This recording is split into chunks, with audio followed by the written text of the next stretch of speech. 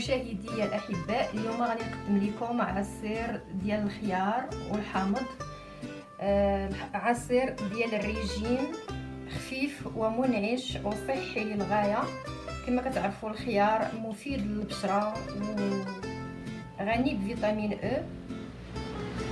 كنحتاجو خياره، شنيتيفه ديال الليمون يعني الحامض، 3 دوريقات ديال النعناع، 3 المعالق ديال الزبيب اللي مرطبين في ما زهر، والماء باش نخلطوا العناصر.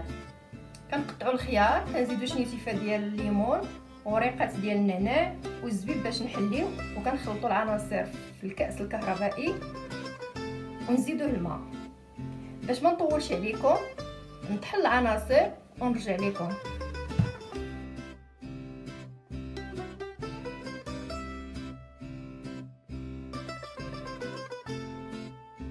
كنخلطوا العناصر، كنوضعوا واحد القياس ديال الماء، ميم با واحد نص كاس ديال الماء. كنطحنوا العناصر ديالنا وما كنزيدوا الماء حتى من بعد باش العناصر تطحن مزيان. ما خصناش نزيدوا الماء من الاول.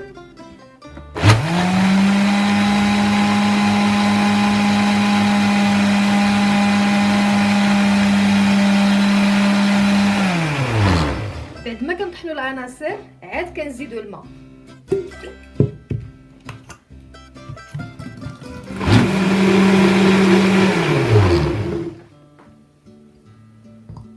والان العناصر ديالنا تاكدنا بانها طحنات مزيان، صافي العصير ديالنا واجد.